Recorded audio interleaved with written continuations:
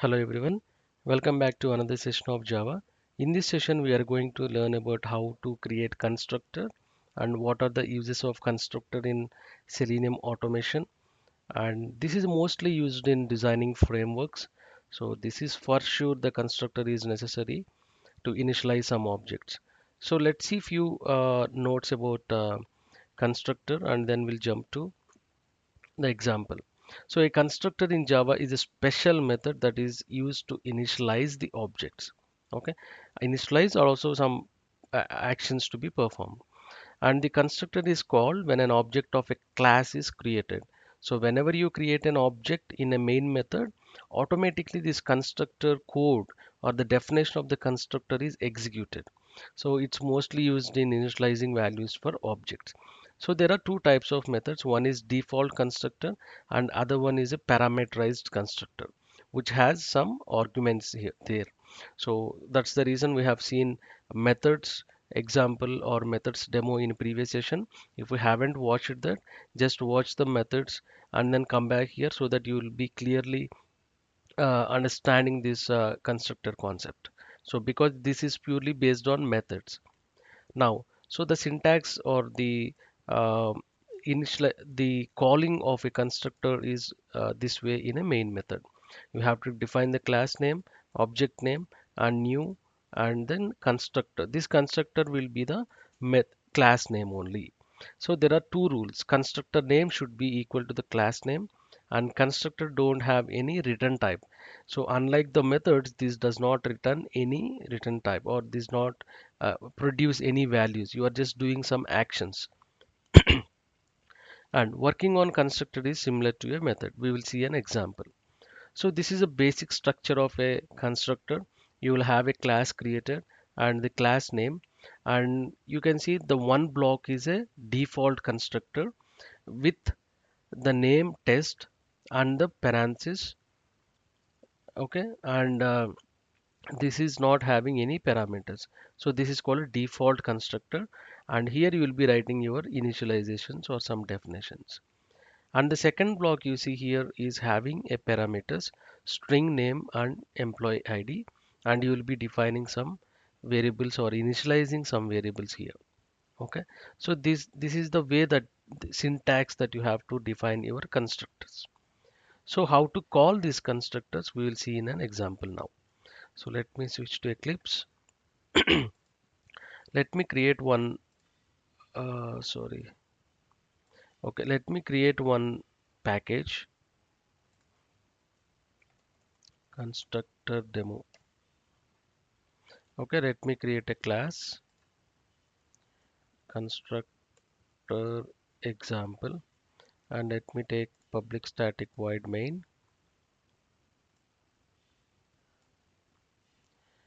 Okay, so before calling this public static void main, before writing something here, let us create a constructors.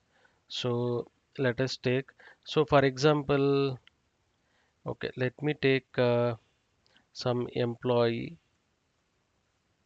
Okay, so let me change this name also, refactor rename employee, so that we can relate it to the real time. Just give it a second to rename that.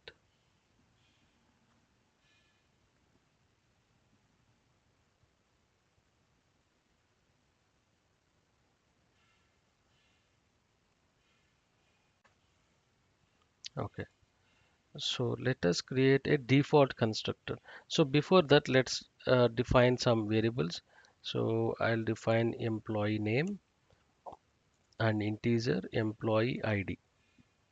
Okay, now let me define employee without a constructor, sorry, without a parameters inside the constructor. Now I'll define uh, employee name is equal to John and employee ID is equal to some 101.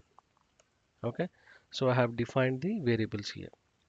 Okay, now let's how to call this constructor. Okay, you have to create a constructor syntax here.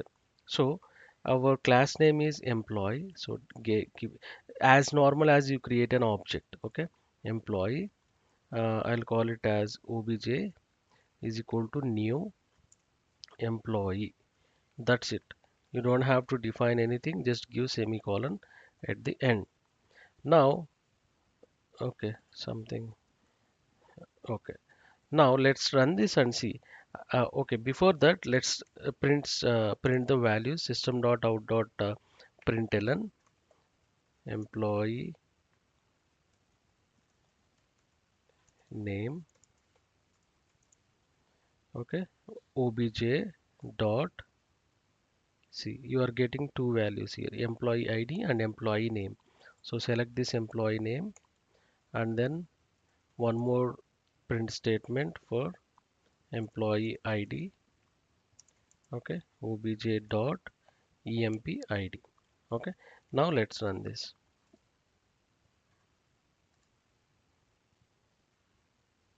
Okay, look at the output. You're getting this obj.employee name with John and obj.empid with 101.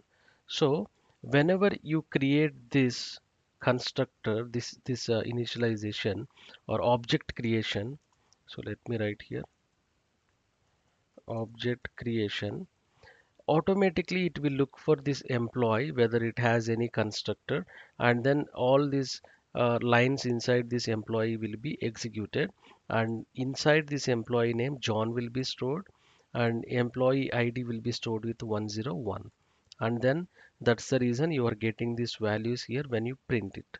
Okay, now let's see a parameterized constructor. This is default constructor, and let us define one more constructor. I'll call it as employee. Okay, so now I don't want to print this John and 101, but I need to define it during runtime. Okay, so string emp name comma int emp id. So these are the names that you can give anything. Okay, now I already have created emp name here. So emp name is equal to emp name, or you'll be passing this name. Okay, let me give name and id. Okay, so I'll be giving emp name is equal to name and emp id is equal to id. So the values which you see here are received from the calling method. Okay, let me show you how to call that. Okay, here calling a default constructor. Now let me define one more object which calls parameterized constructor. So employee, I'll call it as obj2 is equal to new employee. So if I give just this thing, see it's taking um, without parameters also, but this constructor will be called. So we want to call this constructor. Okay, now I'll be passing two values here, employee Paul comma 102. See, so if I give one more argument, then it throws error. See 103.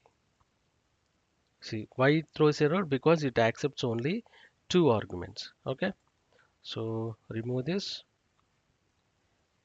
Okay, now let's print these values. System.out.println. Now employee name. So we have to call by or reference by object2, right? obj2 dot emp name. Okay, so employee id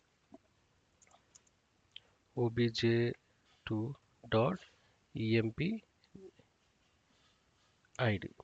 Okay, so the first object will be calling the default constructor, and the second object will be calling the object or the constructor with parameters. Okay, so this is parameterized constructor. Okay, so hope you can see the code, full code now. Okay, now let us run this. So when this object is created, a default constructor is called. When this object is created, this constructor with parameters is called. So and respectively the values will be stored. So we are passing Paul and 102 to this method, and then it stores these values there. Okay, so let me run this. See, observe here, at the first block it is printing John 101, and at the second call it is printing Paul and 102. So this way you can define your constructor for initializing the variables. So now where it is used in automation, generally if you want to use 102 throughout your code to perform some operations, then this will be helpful, calling some constructors. Okay, otherwise you have to define it manually, and that takes again a space. Okay, so that's the reason constructors are most useful in designing Selenium frameworks. So just do some practice with your own examples. Create some parameterized constructor, three parameters, four parameters. Look at the examples of method overloading, method overriding in the polymorphism concept which I discussed earlier, and then just do some examples so that you will get some hands-on when you start designing your framework. Okay, so that's all for now about constructor. This is a small demo on constructor for your knowledge on that will be helpful for automation. So thanks for watching this video. Please subscribe and leave the comments if you have any. Thank you and have a nice day.